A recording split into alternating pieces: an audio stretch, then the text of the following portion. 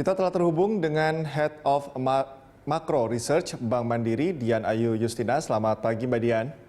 Selamat pagi, Mas Cikal.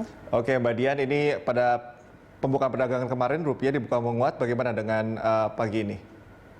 Oke, sepertinya trennya masih akan menguat ya. Jadi kita lihat US dollar indeksnya juga dalam tren menurun. Dan so far sentimen-sentimen yang ada di pasar keuangan itu masih cukup kondusif ya, walaupun kita melihat ada beberapa berita negatif terkait COVID seperti Europe lockdown dan sebagainya. Tapi overall sentimen akan penemuan vaksin, progres development vaksin itu kayaknya lebih mendominasi di pasar keuangan ya. Oke, bagaimana pergerakan rupiah di sejumlah mata uang dunia? Dibandingkan mata uang dunia sebenarnya sedikit melemah, tapi kita melihatnya tidak berubah banyak. Volatilitasnya sedikit, volatilitasnya kecil. Ini mungkin karena memang tren US dollarnya juga dalam pelemahan, sehingga mata uang dunia rata-rata menguat. Sehingga kalau in relative terms with rupiah, mungkin rupiahnya jadi kelihatan sedikit melemah begitu. Oke, data pengangguran di Amerika Serikat ini membuat rupiah menguat ya. Apakah sentimen itu masih bisa menguatkan pergerakan rupiah hari ini? Ya, memang kalau data-data ekonomi mungkin pengaruhnya sebenarnya biasanya relatif sebentar. Tapi kita lihat yang fundamental adalah pasar tuh secara global tuh cukup optimis terhadap perkembangan vaksin. Jadi harapannya mungkin ke depan itu kita udah mulai melihat pemulihan ekonomi dunia secara global itu akan mulai menguat. Sehingga tren rupiah, tren emerging market currency terutama itu akan menguat karena memang aliran dana investor mulai berani untuk masuk aset-aset yang lebih beresiko gitu. Oke, Mbak Dian, risalah pertemuan The Fed bulan November ini sudah dirilis. Ini bagaimana pengaruhnya terhadap pergerakan rupiah? FOMC Minutes ya, FOMC Minutes kemarin hasilnya sih tidak ada berita yang baru ya.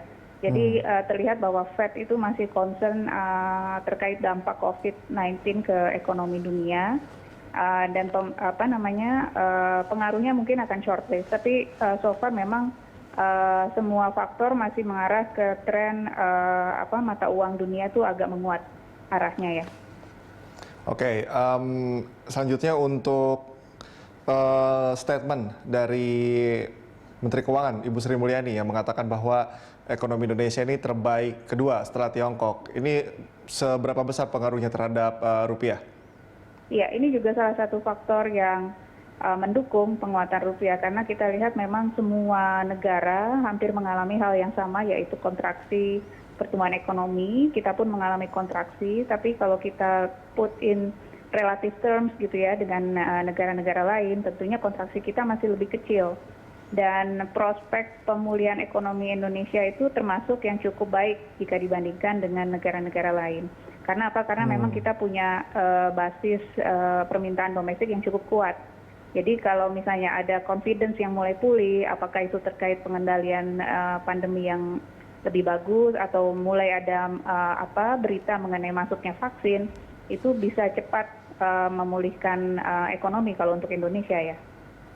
Oke, Mbak Dian, ADB menyebut pasar obligasi ini Indonesia tumbuh 9,9% ya di kuartal 3 2020. Nah, ini respon pasar seperti apa menanggapi ini?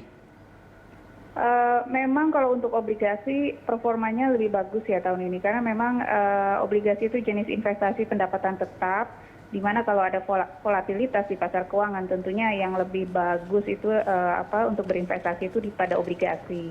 Dan tentu kita lihat variabel-variabel market lain itu cukup mendukung seperti suku bunga arahnya menurun, inflasi juga cukup rendah sehingga investasi di pasar obligasi tentunya lebih menguntungkan dan lebih aman, sehingga kita lihat performa pasar obligasi itu lebih bagus. Dan kita lihat juga meskipun ada supply obligasi yang cukup besar gitu ya karena pemerintah melakukan stimulus, tapi so far manajemennya cukup baik. Jadi Bank Indonesia masih mendukung penyerapan obligasi di market.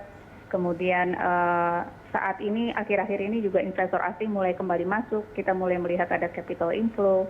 Jadi performa untuk pasar obligasi relatif cukup bagus ya menjelang akhir tahun ya. Oke, prediksi Anda artinya bagaimana pergerakan rupiah exactnya hingga akhir tahun akan seperti apa, Mbak Dian? Mungkin masih akan berada di kisaran antara 14.000 sampai 14.300 mungkin ya. Saya lihat di sini volatilitas cenderung akan turun menjelang akhir tahun karena kita lihat faktor-faktor sentimen yang cenderung negatif itu kecuali pandemi ya, seperti misalnya pemilu Amerika dan sebagainya itu sudah kita lewati. Jadi kalau misalnya menuju akhir tahun kita melihat ada perkembangan yang membaik dalam misalnya penyebaran virusnya menurun, kemudian ada perkembangan vaksin yang lebih jelas dan lebih pasti, itu pastinya akan mendukung penguatan nilai tukar rupiah. Oke, terakhir Mbak Dian, tren rupiah untuk pekan depan seperti apa? Untuk pekan depan kami masih melihat relatif sideways ya, jadi kita melihat mungkin pergerakannya masih akan ada di kisaran 14.000 sampai 14.200. Oke, baik. Mbak Dian, terima kasih atas informasinya bersama kami. Sama-sama, terima kasih Mas Cikal. Baik.